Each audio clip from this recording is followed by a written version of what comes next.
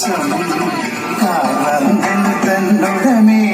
കായാമ്പു വിരിച്ചു